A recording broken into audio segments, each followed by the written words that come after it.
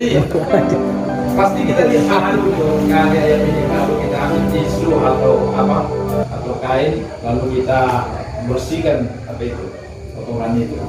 Nah, tapi dia tidak bersih betul, karena kenapa? Baunya itu tetap ada di situ, ya kan? Nah, biar kita bersihkan gimana pun, dia tetap akan terasa baunya. Kadang-kadang kan seperti itu, kita udah membersihkan kotoran itu sudah masih ada ya, kita cari-cari lagi. Mana itu? Nah, rupanya itu di situ. Nah, jadi kita pria ya, pada umumnya kita bicara pria ini, pada umumnya semua kita yang hidup di dalam dosa, lalu kita menerima Kristus, lalu kita bertobat meninggalkan dosa-dosa kita yang lama, itu apa? Selesai hanya di dalam permukaan, ya. Tetapi pengaruhnya yang bertahun-tahun itu, ya bahkan belasan tahun, itu akan apa? Akan terus mencoba kita, membawa kita kepada manusia lama. Mungkinkah kotoran itu akan apa? Akan bersih dari kursi itu? Mungkin. Bagaimana caranya? Yaitu dijelaskan bahwa dengan cara apa? Direndam dia di air. Nah, waktu direndam dia di air, pori-pori kawi itu mengembang, lalu kotoran itu pun menjadi apa? Terangkat dia. Nah, jadi itu apa? Firman Allah. Nah, jadi dengan firman Allah, hari demi hari kita terus diperbaharui, sehingga kita menjadi bersih benar di dalam Tuhan. Amen. Nah, makanya Yesus waktu menyuci kaki murid-muridnya, waktu Petrus belum memahaminya, waktu dia belum memahami, dia katakan, nah kalau aku tidak mencuci kakimu, kau tidak dapat bagian dalam aku. Lalu dia bilang, kalau begitu kau semuanya supaya aku dalam kau. Tuhan katakan, kau sudah bersih, tapi tidak seluruhnya. Nah, jadi lewat apa dia dibersihkan, lewat apa dia disucikan? Itu yang lewat apa? Lewat firman Allah, lewat kuasa Roh Kudus di dalam kehidupannya. Jadi demikian juga di dalam kehidupan kita. Nah, Lukas 8 ayat 12 ya, itu menjelaskan kepada kita ada pria yang tidak pernah menerima benih firman Tuhan di hati dan pikirannya, yaitu tanah di pinggir jalan.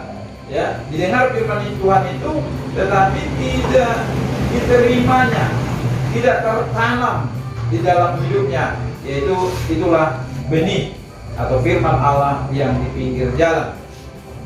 Lukas 8 ayat 13, ada pula pria yang hanya menanam benih firman di pikiran sadarnya saja, sedangkan firman Tuhan tidak pernah berakar dalam dan tersimpan di pikiran bawah sadarnya.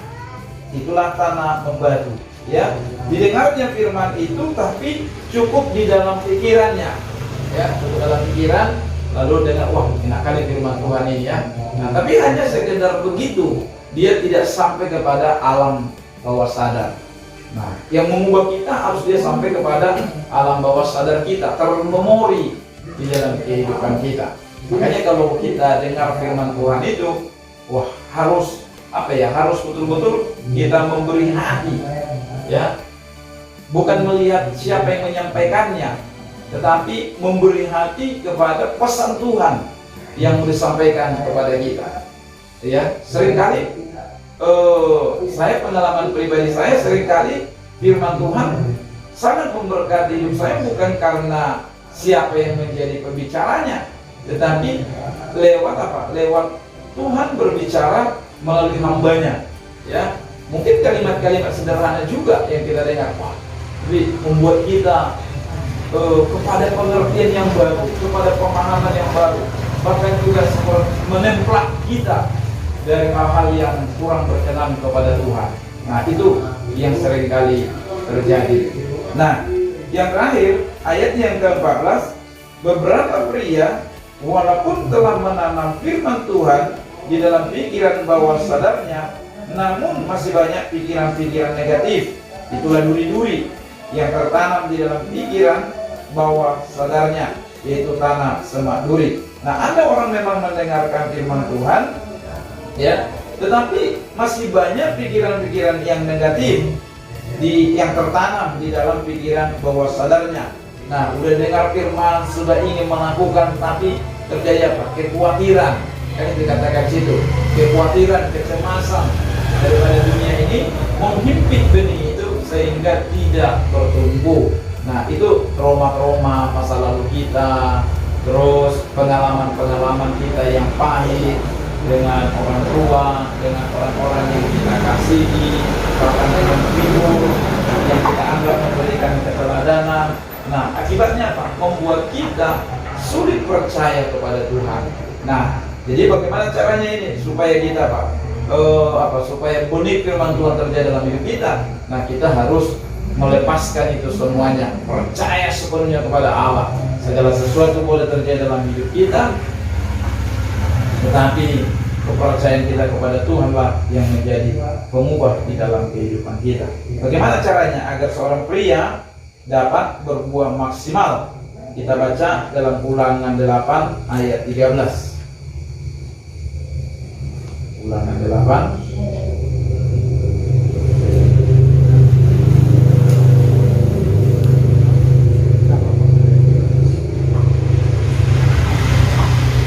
Ulangan 8 ayat 3. Oke, sama-sama kita baca Ulangan 8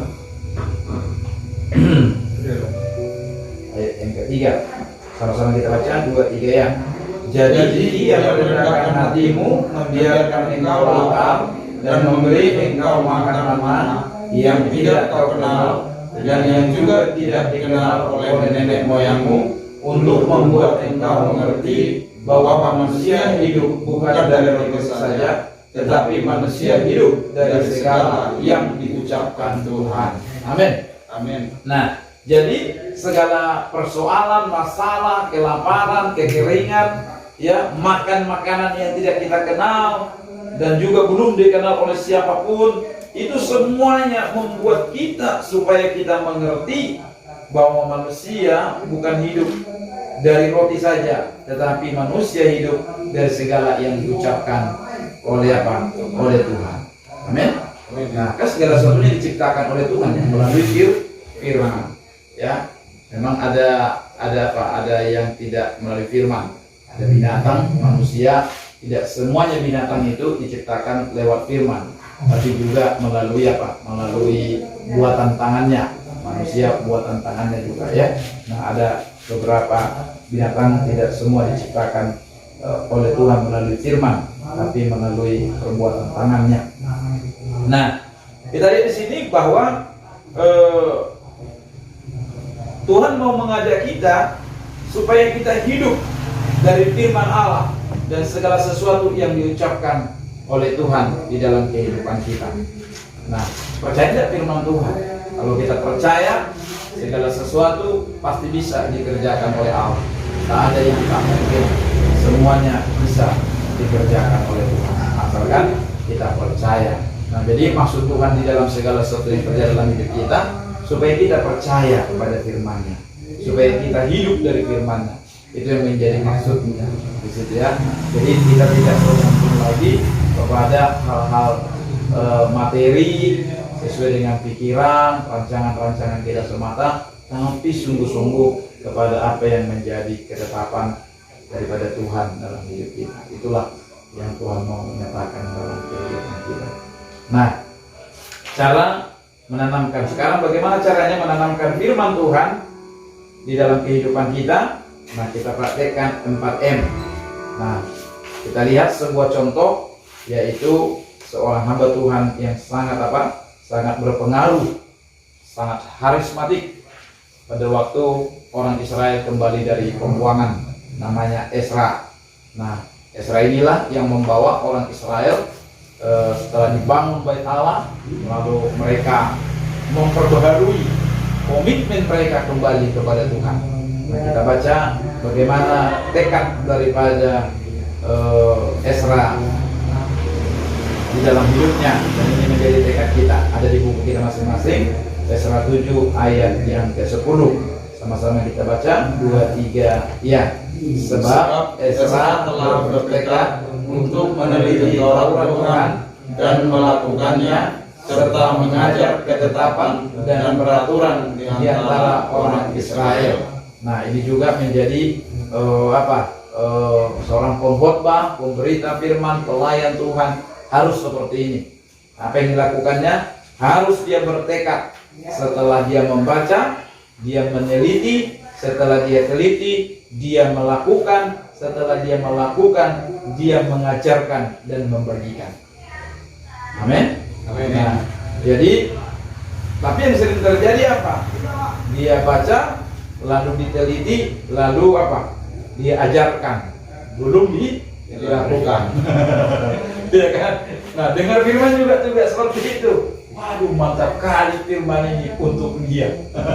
Bukan untuk saya, untuk dia. Dia kan, wah katanya, saya sering dengar itu, Pak. Kalau seandainya dia di sini, katanya cocok kali untuk dia. Dia bukan untuk dirinya. Nah, ya kalau pengerja sama kepala dia bilang itu kan, wah Pak Firman di sini pasti, katanya. Nah, kalau datang apanya gembalanya, dia bilang kalau semua pengerja di sini. Nah, jadi tidak begitu. Nah, yang benar adalah kitanya, pribadi kita. Kita baca, kita bertekad. Setelah kita baca, kita teliti atau kita renungkan. Setelah kita renungkan, kita lakukan. Setelah kita lakukan, kita ajarkan. Maka dia menjadi berkuasa. Dan itulah yang disebut dengan kita mentransfer kehidupan. Gitu. Jadi kita membagi kehidupan. Itu dia sejarah dia katakan, hidupilah apa yang kau khotbahkanlah apa yang kau hidupi. Nah, jadi yang kita khotbahkan, yang kita sampaikan, yang kita hidupi. Nah, jadi kepada kita semua kan calon pelayan Tuhan juga semua, ya kan? Walaupun Pak Didi belum mati tapi nanti juga gitu kan. Nah, jadi gimana caranya? Nah, sebelum kita menyampaikan firman Tuhan, minimal udah berdoa. Ya, misalnya pelayan minggu kan. Nah, Senin libur. Nah, Selasa sudah berdoa. Firman Tuhan apa yang mau disampaikan untuk hari Minggu. Ketemu hari apa? Hari Rabu, ya kan? Dipelajari hari apa? Hari Kamis.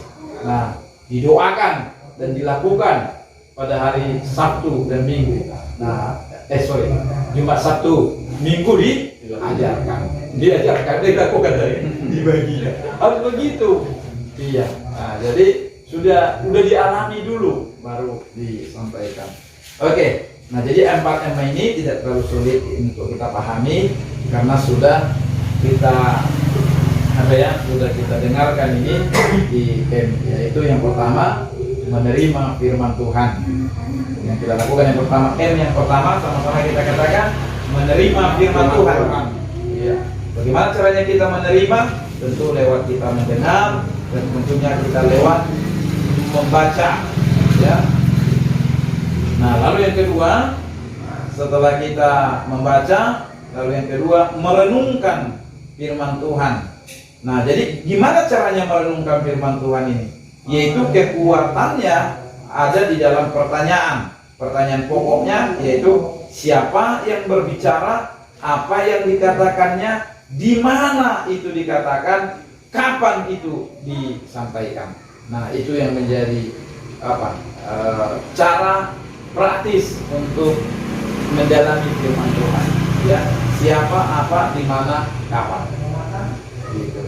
Jadi kita harus jadi juga waktu kita membaca firman Tuhan itu yang bicara itu siapa, gitu. Nah, seringkali kan jarang pengkhotbah mengutip Ayub. Kenapa para pengkhotbah tidak mau mengutip Ayub? Karena memang firman Tuhan yang berbicara, firman Tuhan yang menyampaikan di sana, tapi cerita sahabat-sahabat Ayub, gitu. Jadi bukan Tuhan yang berbicara, sahabat-sahabat Ayub, ya kan? Nah, cobalah kalau kita kutip-kutip ayat itu kan, bahaya itu. Misalnya, pada waktu kita tidak suka lihat teman-teman kita kan, firman Tuhan berbicara, ya kan, penasihat sialan kau semua. Itu kan ada di situ. Penasihat sialan kau semua katanya, ya kan? Nah, siapa yang bicara itu? Bukan Tuhan, tapi yang bicara siapa? Sahabat-sahabat Ayub. Nah, sahabat Ayub ini dikenan Tuhan atau tidak? Harus begitu juga pertanyaannya. Nah, Tuhan marah kepada orang itu. Kenapa marah? Karena mereka tidak ngomong benar terhadap posisi Ayub pada waktu itu. Nah, jadi harus terpahami. Lalu ada tidak Tuhan bicara juga? Ya Tuhan yang bicaranya begitu. Nah, kira-kira begitu ya, supaya kita pahami. Oke. Lalu yang ketiga, setelah kita merenungkan firman Tuhan, kita tentu mendapatkan nilai-nilai kehidupan dari firman Tuhan itu. Lalu kita melakukan firman Tuhan. M yang ketiga, ini kita ingat, pertama menerima firman Tuhan, M yang kedua merenungkan firman Tuhan, M yang ketiga melakukan firman Tuhan. Kita buatlah langkah-langkah untuk melakukannya. Contoh dalam catatan saya di sini, tahun ini apa yang mau kita buat supaya terjadi perubahan dalam diri kita? Contohnya tahun ini tahun perubahan di dalam memberi. Nah, apa yang menjadi langkah-langkah yang kita lakukan? Yaitu kalau biasanya persembahan kita hanya 10.000, tahun ini ditingkatkan menjadi 10.000. Ya, bulan berikutnya menjadi 15.000, bulan berikutnya sampai akhirnya kalau Tuhan bicara semuanya pun menjadi sanggup kita untuk memberikan. Sehingga kita tidak menjadi statis tapi dinamis. Amin. Nah, jadi seperti itu. Nah, mengatasi yang terlambat kan juga gitu. Ya kan biasanya terlambat gitu. Tahun ini saya menjadi jemaat yang tidak akan pernah terlambat. Gimana caranya?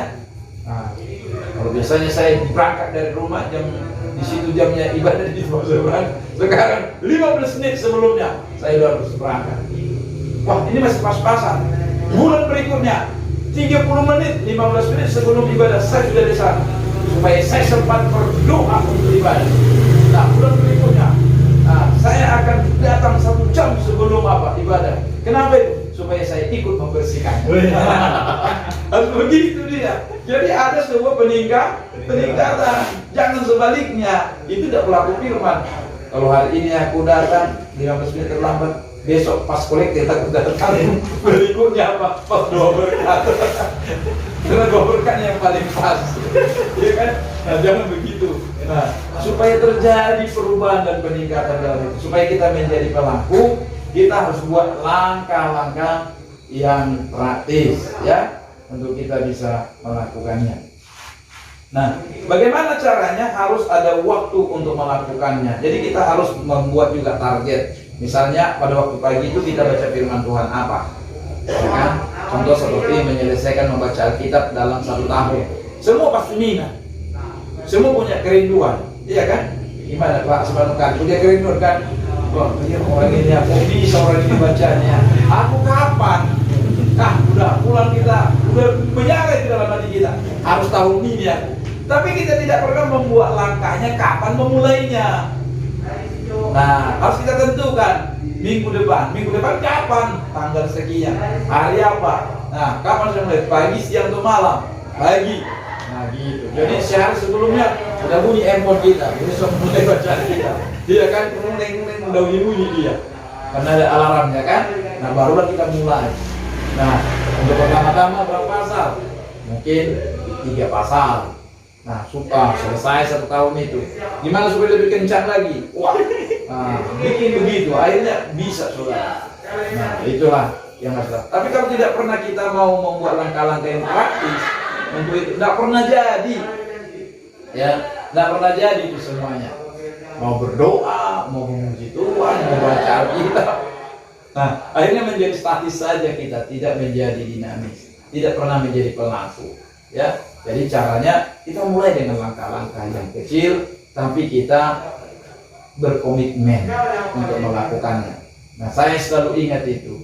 Ya, mana lebih baik 1 kali 10 atau 10 kali 1. Saya selalu saya tanamkan di dalam hati saya. Ya, mana yang lebih pas? 1 kali 10 atau 10 kali 1? Kan sama-sama 10 jawabnya itu. 10 kali 1 sama dengan 10. 1 kali 10. Nah, dari mana yang dulu? Iya, 1 kali 10 atau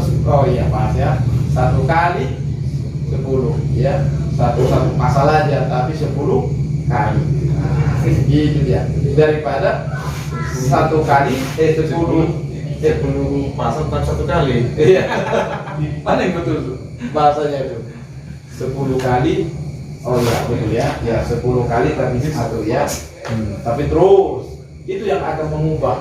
Nah, sama seperti makan nasi kan gitu. Nah, kan 3 hari kita makan sehari, 3 takaran mungkin kita katakan kan. Nah, udahlah supaya capekkan tiap apa.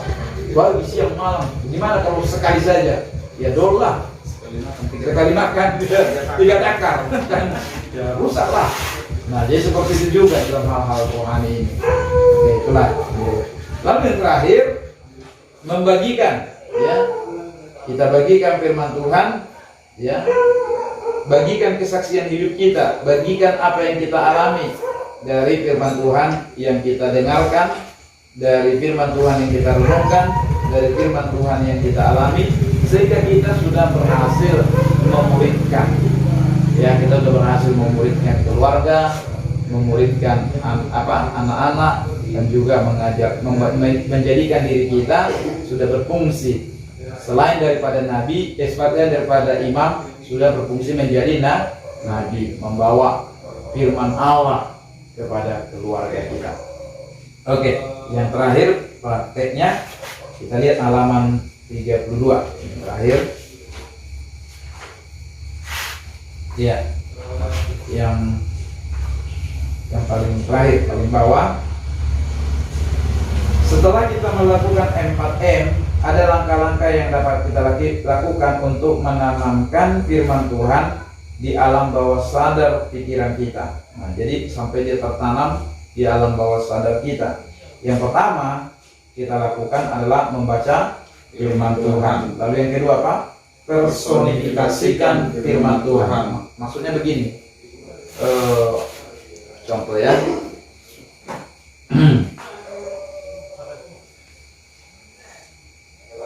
Apalah salah satu contoh ya. Seperti firman Tuhan yang kita baca tadi itu. Ulangan 8 ayat yang ketiga. Apa yang kata? Personifikasikan firman Tuhan. Nah, jadi ganti setiap nama ya, setiap nama orang ya yang ada dalam Alkitab itu buat menjadi nama kita sendiri. Nah, contoh seperti Ulangan 8 ayat 3. Jadi ia merendahkan hatimu perdiman, membiarkan perdiman lapar, dan memberi perdiman makan mana yang tidak dikenal, dan seterusnya. Jadi akhirnya kita apa? Kita ada di dalam firman Tuhan itu. Jadi kita seolah-olah Tuhan itu bicara langsung kepada kita di dalam dan melalui pembacaan Alkitab itu, bukan kepada orang lain lagi. Kan ada sering kali begitu kan? Nah, bukan untuk kita itu, untuk orang Israel itu. Firman Tuhan itu, jangan kau letterlet, kira-kira begitu kan? Nah, akhirnya kita tidak dapat apa-apa. Tapi kita harus membayangkan, membuat diri kita di dalam firman Tuhan itu. Kalau dia bicara keras sedang menegur mereka, wah, saya yang ditegurnya, saya yang sedang ini. Jangan hanya berkatnya saja, ya kan? Tuhan akan membuat engkau menjadi kepala dan ekor. Amin. Jadi itu kan. Kepala dan ekor. Tapi kalau dia bilang, anak yang kukasih, kutegur dan kehajar, tunggu. Jadi gitu. Jadi harus kita buat kita yang ada di dalam firman Tuhan. Itu namanya personifikasi. Bisa ya? Jadi saya sering gitu. Kalau baca tapi itu kan bacaan firman Tuhan ini saya sudah lihat sekarang. Kalau ada hal-hal yang kok saya baca itu, datanglah anak saya, dia bilang, bapak ini belajar membaca aja katanya, nggak ngerti kau itu. Ya, saya sedang Tuhan sedang berbicara kepada saya. Kau dengar lah. Iya, ribut kali. Dan bukan cuma bapak aja yang di rumah ini kami. Jadi gitu. Nah, apalagi kalau saya bilang baca Alkitab, waduh suaranya kuat kali. Terus kadang-kadang salah-salah. Karena apalagi sulit-sulit bapaknya itu nama-nama orang. Siapa bisa aku bilang gitu. Nah, jadi tapi ada apanya? Gema suara kita itu apa? Mempengaruhi alam bawah sadar kita juga. Jadi gitu ya. Nah, personifikasi. Lalu yang kedua, doakan firman Tuhan. Setelah kita baca, kita doakan. Tuhan mampukan, kuatkanlah biar firman ini jadi dalam hidupku. Aku klaim jadi dalam hidupku. Terjadi Tuhan dalam hidupku. Terjadi Tuhan dalam hidupku. Ya kan? Nah, kalau kita membaca kisah-kisah kan kadang sampai menetes air mata kita. Seperti kisah Yusuf misalnya kan. Saya ulang-ulang baca itu dulu. Sampai maka Yusuf sampai tidak bisa menahan diri. Saya pun bisa meleleh air mata kita baca. Seolah-olah kita Yusufnya di dalam itu. Nah, seperti itu dia. Jadi, apa yang Tuhan janjikan juga itu. Makanya kalau seperti itu model kita membaca, maka nikmat kali kita bisa menyembah, memuliakan Tuhan itu. Seperti Musa, ya, seperti Musa yang minta tuntunan Tuhan. Jangan suruh kami, katanya, kalau bukan engkau yang beserta dengan kami. Kalau aku ini mendapat kasih karuniamu, biarlah engkau yang menuntun. Waduh, kan enak kali. Habis itu kita menyembah Tuhan. Ku ingin tinggal di bait sucimu. Langsung turun hadiratnya kita rasakan. Nah, jadi seperti itu ya. Nah, kita doakan firman.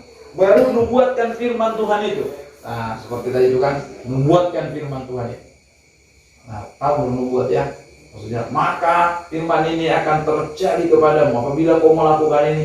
Jadilah seperti itu firman, jadilah seperti itu. Lakukan, percaya Tuhan. Kau pasti bisa, kau pasti bisa. Begitu kita. Nah ya, lalu yang terakhir, mazmurkan firman Tuhan, dinyanyikan, ya, dinyanyikan. Memang di Kolose agak jarang ini ya.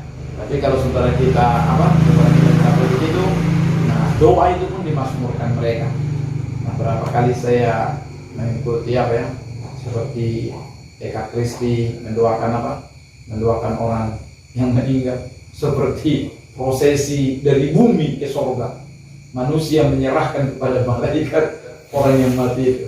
Nah, tapi bukan itunya yang saya maksud. Tapi doa-doa mereka itu, lalu mereka sambut dengan nyanyian firman Tuhan yang mereka itu juga seperti itu. Karena mereka ambil dari kitab Mazmur itu. Jadi kita juga bisa nyanyikan itu. Berbahagialah orang yang merenungkan firman Tuhan siang dan malam. Maka mereka seperti pohon yang akarnya merambat ke tepi aliran air. Apa saja yang diperbuatnya berhasil. Nah, kan kalau dia kalau begitu, amin, amin, Ave Maria.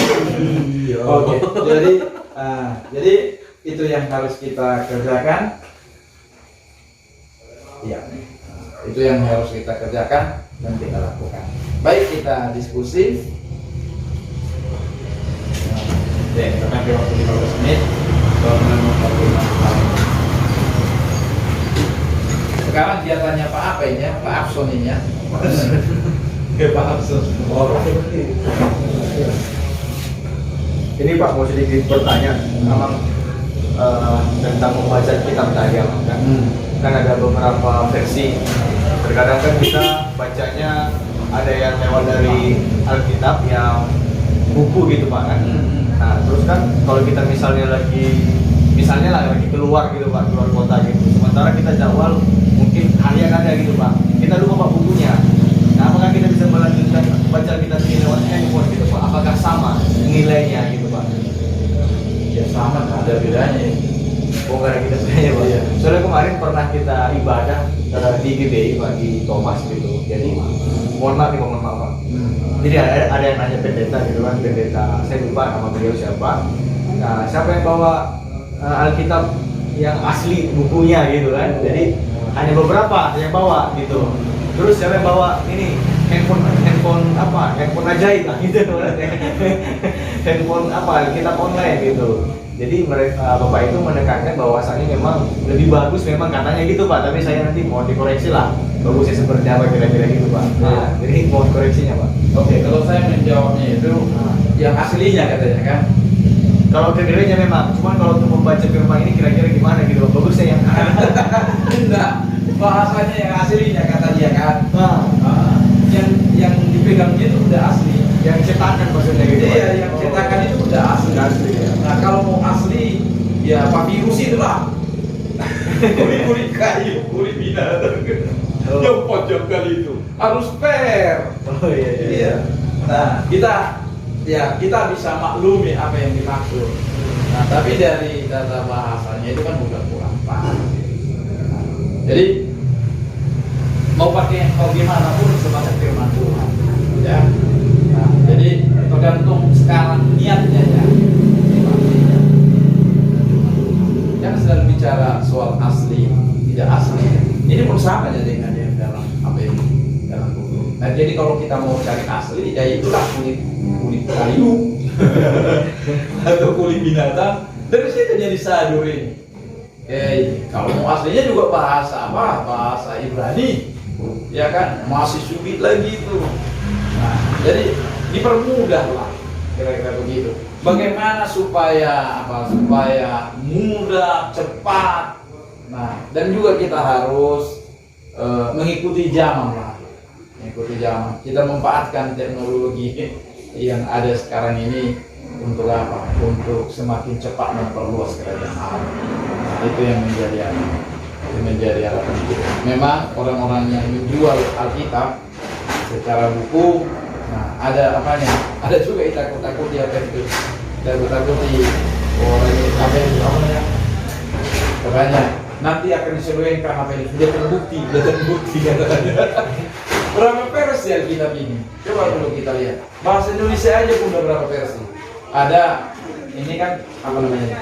Yang kita baca hari ini namanya ini terjemahan apa ya?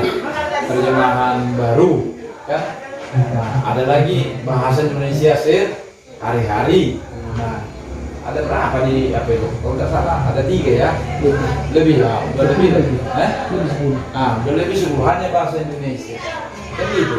Sekarang tergantung selera apanya, pemimpinnya. Kalau di Sukroni bahasa Indonesia sehari-hari yang mereka pakai. Nah, dari pakainya yang ini karena katanya apa? Orang Bataknya menerjemahkan ini katanya. Karena kenapa? Kita manggil apa? Manggil bersaudara kan panggil abang. Nah, harusnya kakak katanya. Nah, karena kakaknya katanya udah ada abang. Kakak. Nah, Manado kan panggil abang kakak. Nah, jadi bahasa kita kakak. Nah, jadi dia bilang ada pas. Oke, silakan saja. Ya kan? Makanya waktu saya pernah membagikan Alkitabnya itu kami bawa ke Minas. Pada waktu kami baca Alkitab, kita buka Alkitab ini. Gimana supaya lakukan? Nah, kita buka Alkitab lebih pas bahasa Indonesia sehari-hari. Kita buka Alkitab Hosea pasal 2. Nah, di kita hanya ada ayat 13. Tapi yang kita bahas Indonesia sehari-hari itu ada pas ayat 14. Bingung kita. Kok tidak ada? Nah, kok lain Pak katanya? Hampir salah, tidak laku lagi. Jadi gitu. Jadi ya sah-sah aja lah. Iya. Kalau orang, ya kalau ada pendeta bicara seperti ya, kita pahami saja maksudnya apa. Kalau usah kita perdebatkan. Nah, tapi kalau mau berdebat, ya udah kita bilang aja, Pak yang Bapak pegang itu udah asli. Karena itu udah berapa kali revisi itu, kira-kira begitu kan? Mungkin maksud beliau yang cetakan gitu, gitu Pak. Kan juga tidak bisa memang kita paksakan di zaman yang seperti yang sekarang ini. Gitu. Mungkin maksudnya matikanlah apa, mungkin gitu aja kan lebih pas. Matikanlah data paketnya supaya jangan masuk ke sana. Fokus dengar firman Tuhan. Gitu. Pak, bisa jadi. Iya. Emangnya handphone aja itu. Handphone aja kan. Apa lupa ya? Ada kita online atau apa gitu Pak? Lupa ya. Aku dapat pencerahan kemarin tentang ini. Adik bapak saya pintar, dia sering kali rootnya, akarnya dicari ke belakang gitu. Jadi pelan-pelan saya berpikir, iya, perlu kita untuk memahami itu cari akarnya supaya dia dapat ya. Alkitab ini kita lihat perkembangannya, terus mundur ke belakang. Kalau dilihat dari dulu, ini Alkitab kan firman Allah. Allah pertama kali ngomong di mana? Ditulis di batu, kan gitu. Itu tulisan Allah tahu di batu. Berarti kalau mau cari tulisan Allah bau lah batu itu. Nah, sekarang di mana tulisan itu ada? Nah, kalau tempat baru itu kita cari, nah kan semua orang punya itu. Dibikin kopiannya pun berat itu. Nah, seiring dengan perkembangan zaman, baju ini tidak dipakai lagi untuk tempat Allah menuliskan firman-Nya. Ya, baru mungkin perkembangan di zaman-zamannya Paulus itu di kulit-kulit. Ada kulit binatang ditulis lah, namanya perkawinan ditulis lah itu. Kalau ada mungkin kulit-kulit kayu berharga bagi mereka itu, ya ditulis lah mungkin Kejadian 1 gitu ini. Jadi kalau pada waktu itu kita terapkan ke sekarang, maka Pak Gembala bilang, oke kita ibadah minggu besok bawa kulit-kulitnya. Yakin aku mobil kami itu penuh semua kulit itu, masih kulit Kejadian 1. Nah, belum lagi masih keluaran kok. Nah, bayangkan begitu. Mari saudara kita buka Kejadian 2, membuka kulit lagi terus Anda akan bisa. Nah, setelah masuk kulit, perkembangannya ditulis dia apa? Di gulungan-gulungan kitab. Itu Yesus kan pas keluar apa? Lukas pasal 3 itu ya. Pasal 4. Nah, Yesus membuka gulungan kitab. Nah, dibuka gulungan. Ya kayak macam pita kaset dulu. Ya, di gulung dari sini, di sini buka supaya pindah rollnya. Gulungan ini makin kecil, lari besar di sini. Nah, itu cuma satu. Kalau dulu kan ada namanya atau rumah-rumah ibadah, sinagog, bukan gedung rumah ibadah Bayi Suci Allah, tapi sinagog, rumah ibadah kecil. Nah, yang hadir di sana tidak boleh perempuan, laki-laki semua. Makanya Paulus ya kalau mau dengar firman-Nya di rumah, perempuan laki-laki yang dengar itu. Terus dari mana mereka tahu nanti pesan Allah? Dari suaminya. Nah, mereka kumpul semua itu dan di tempat itu kumpul semua. Ya waktu Yesus membacakan ya, kalau kita nonton filmnya itu kan, ramai semua laki-laki di situ. Paling ada satu perempuan yang buku itunya itu. Yang tidak anugerah bisa ikut dan nebeng di situ. Akhirnya sembuh. Ya semuanya di mana? Udah penuhin gimana cara supaya mereka lihat dari jendela-jendela apa itu? Kalau sekarang kita pas-tepas. Kayak macam gini, ngintip dari sana. Ini kan banyak celah-celahnya, ngintip biar dengar itu. Nah, supaya bisa dengar orang yang di rumah, mendengar firman Tuhan, disuruh suaminya, pergi ibadah ya, dengar apa yang Tuhan katakan. Kalau lain-lain, kalau ngawur-ngawur, dia ada ibadah, situ mungkin tinggal ke warung, apa yang di warung sana diceritakan, apa yang firman Tuhan Pak? Ya, mungkin ayat mana, apa dia? Oh iya tadi balak anam, itu sampai ke rumah, mungkin dikarang-karang lah. Itu mungkin firman Allah ya, pengarang-pengarangan terjadi. Karena itu yang didengarkan cuma satu gulungan. Mana bisa satu rumah tangga dapat satu gulungannya yang dapat per tempat rumah ibadah per sinagog. Nah, dikembangkan lah mungkin satu-satu ini dapat.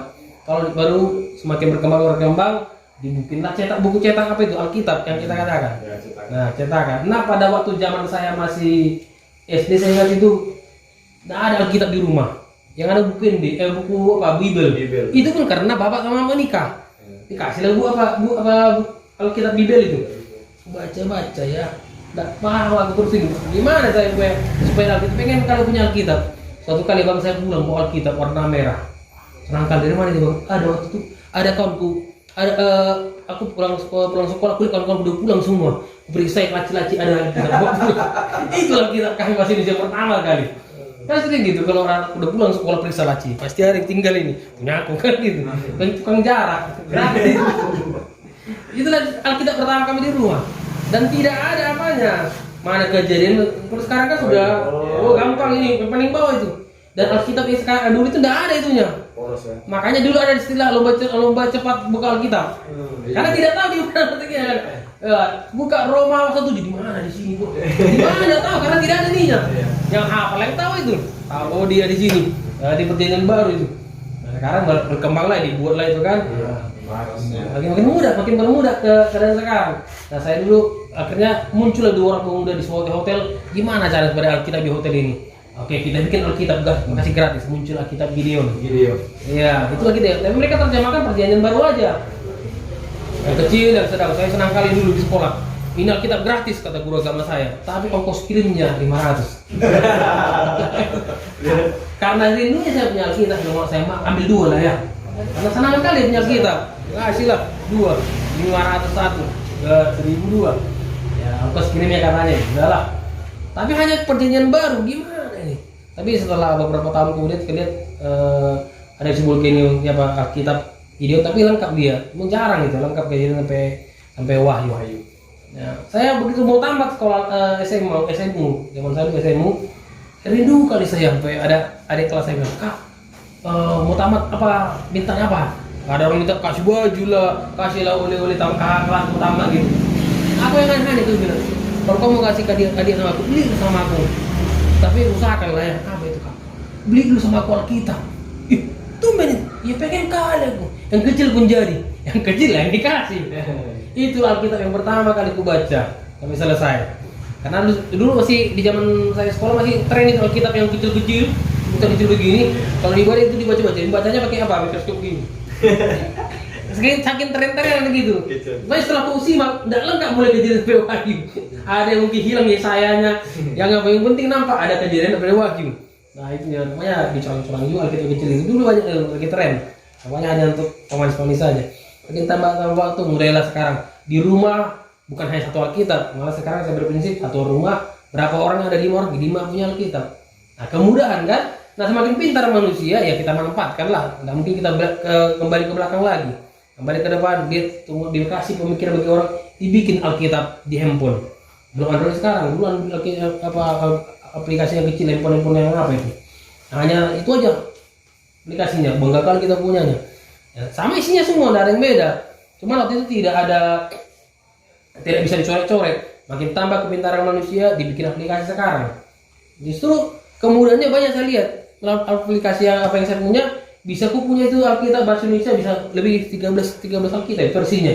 Aku share ini, kalau ini ayatnya ini maksudnya ini versi gimana? Oh ini kelebihannya di versi ini. Ada versi mudah dibaca, ada versi sehari-hari. Begitu banyak sekali. Berkuliah bahasa Inggris dia. Kalau dulu saya serang kali punya Alkitab bahasa Inggris. Kalau mau terjemahkan kuliah Alkitab bahasa Inggris 1, 2, 3, masih 3. Cuma Alkitab aja itu aja. Jadi gimana mengerjakan tugas? Tidak muat meja ini.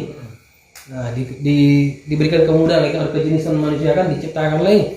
Bisa dia Alkitab versi bahasa Inggris lengkap banyak di situ. King James lah bangga kali punyanya dulu. King James baru nih King James lagi banyak kali. Internasional beda lagi. Bahasanya gimana? Dari mana aku bisa bahasa? Nah, sudah ada bahasanya. Bahasa batu dari situ semua. Nah, malah lebih lengkap sebetulnya. Jadi kalau ada ngomong gitu, mana ini? Nah, kembali pengetahuan yang diberikan oleh Tuhan kepada manusia dikembangkan, ya itu kita dukung juga. Nah, di era sekarang mungkin kertas. Kalau kita tidak mungkin, seandainya kita bisa masuk dimensi waktu, masuk time travel ke 30 tahun ke depan, 50 tahun ke depan, masih adakah kertas seperti ini? Belum tentu kan, tidak tahu kita itu. Nah mungkin ke depan tidak ada lagi kertas-kertas buku, mungkin makanya sudah mulai ATM yang ini kan, bahkan ada chip yang ini aja lah, untuk bawa uang lagi. Orang kan udah bangga kayak siapa sih Richard, bangga tidak bawa uang itu, bangga tinggal kasih kan belanja kemana tinggal kasih.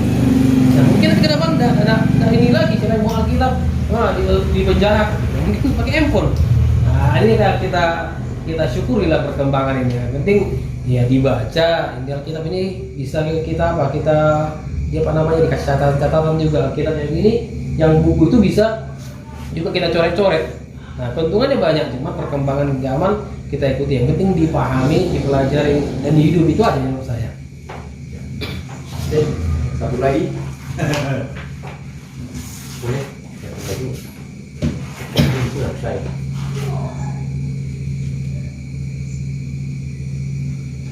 Halo. Ku pikir satu lagi terbanyak.